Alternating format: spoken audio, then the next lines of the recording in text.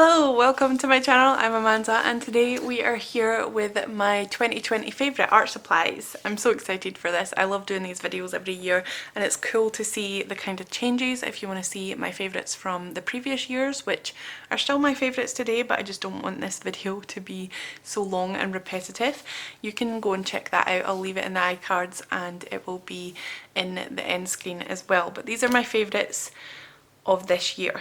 And it has changed quite a lot from last year actually, which is funny because I just thought that I would always love the same art supplies. But as you know, if you've been following me for a while, you will know that I kind of stopped using watercolours as much. So I don't have any watercolours in this video for the first time ever. But let's just get into it, shall we? Okay, so the first things first is this year I really got into gouache, and the first set of gouache that I got was actually my Winsor Newton designer's gouache. Actually, that's a lie. This isn't my first set of gouache. Let's just take this out here. Well, first of all, that's not even supposed to be in there. Okay, so these are my tubes of gouache that I first got. I got a set of Royal and Langnickel gouache, but I don't actually use these and I don't think that I ever will again. I just kept them because I don't like throwing out paint, but they are getting really hard and not usable, so I think I'll probably chuck these out eventually. I just didn't really want to because I wanted to have more colours, but I don't actually mind having a limited amount of colours to work with. I also have the Daler Rowney Designer's Gouache series as well. These are not artist quality either, so I think that's another reason why I don't like using them. But Royal and Langnickel and the Daler Rowney are they're not very high quality, should I say.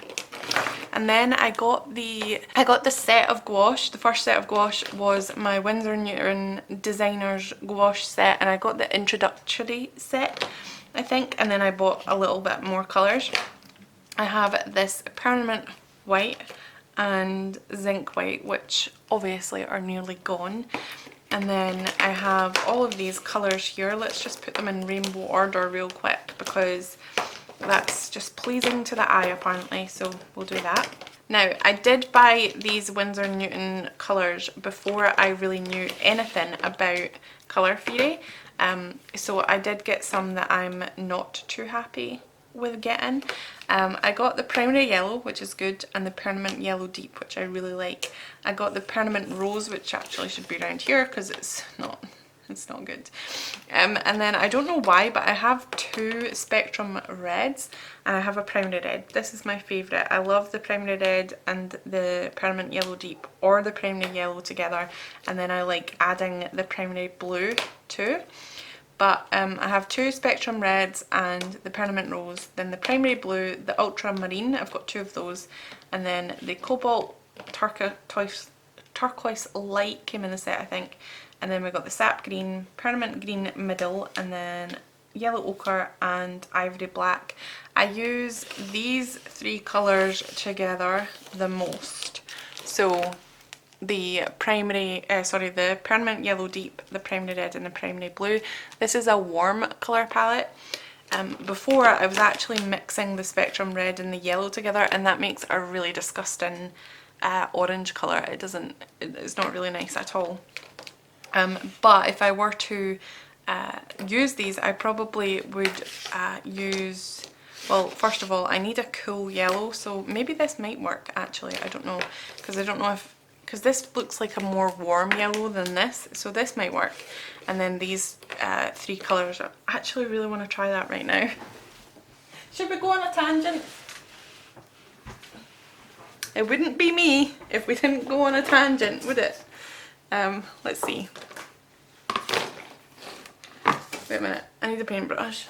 So if we mix, I don't want to use too much. Oh, you can tell I haven't used this in a while. If we mix this yellow with this red, these are gouache, so they will reactivate when wet, so it's fine. Actually, this colour's not too bad. This might be my cool colour set. Really nice. So let's just see what that looks like on paper, on my sketchbook here. Okay, yeah, you can tell it's a really muddy sort of orange, but it would be nice for like natural scenes and stuff. For like if you want to do nature. And then if we mix, I'm not going to mix the blue and yellow together. I know we would get a green, but I don't want this to go on forever. It's going to be really hard to see here, so we'll put it on here. It's a very dark purple, but it's not ugly. So if we add more red in, I think that's when it starts to get weird. It's sort of like a burgundy colour, not so much purple. Yeah, it's a really deep burgundy colour. I think that this is an okay colour palette. Anyway, yeah, so I might use those just for a singular palette on their own, and these colours are just not, like, I don't know what to do with them actually. Take that out, use that one, take that out, use that one. I don't exactly know what to do with these because I don't really use greens because I mix my own greens, and the cobalt turquoise is a bit weird to add.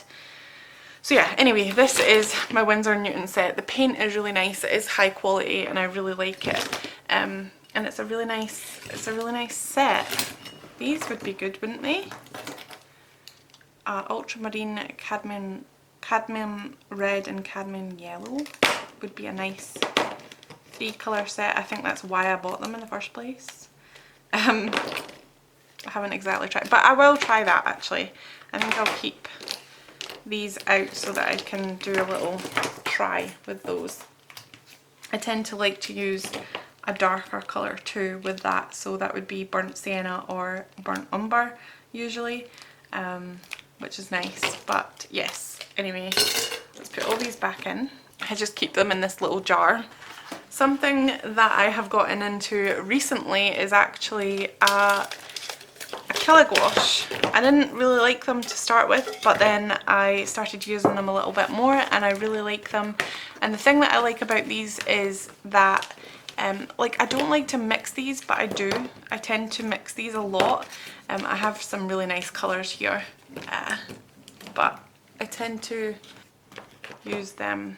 See, I've used the blue and the red and the yellow a lot more than I have any of the other colours. The Naples yellow. But they are good for convenience colours if you just want to pick a nice little colour palette to use with them. And they are acrylic gouache, so they do not reactivate, which is nice. I've got a big chunky white here. I used to have 2 tubes of that. I've already went through 1. So you do go through white a lot with these. I need to get more reds. But I kind of stopped using them because I feel like they're too precious. Like, I need to have a really good idea and a really good mindset to use these because I don't want to waste them. I really like this colour and this colour, this colour, this colour, this colour, this colour. Okay, I like them all. They're just really nice. If you haven't tried acrylic gouache and you like watercolours but you think they're a little bit too watery and you like to layer over paint but it looks more graphical, I guess, I would really suggest using these. These are my favourite. I love them, but again, they feel a little bit too precious to use sometimes, so I don't use them as much. And I might do what April did and paint the lids so that I can put them in here like this, and then I would know what colours are what. But I just take them out and go, oh, this is the pink. But they just sit in there as well. Now, another set that I got was this one because I wasn't too keen on the Winsor Newton ones as much, but I got the 60 Colors of Gouache, and these are really nice, high quality gouaches.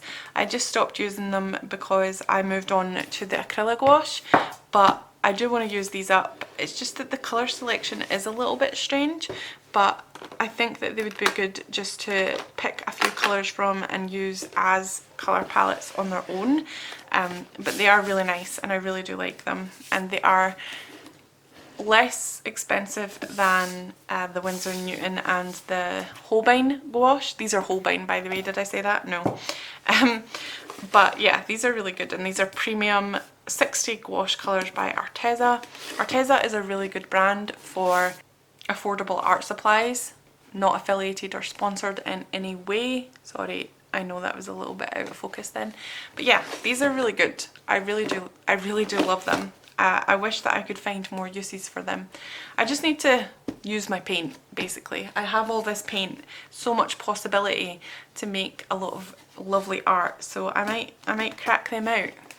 Another thing that I got into this year was soft pastels, and it was on a whim. I decided to buy this set. Sorry, it's really dusty because Matt was drilling holes and we didn't clean it up.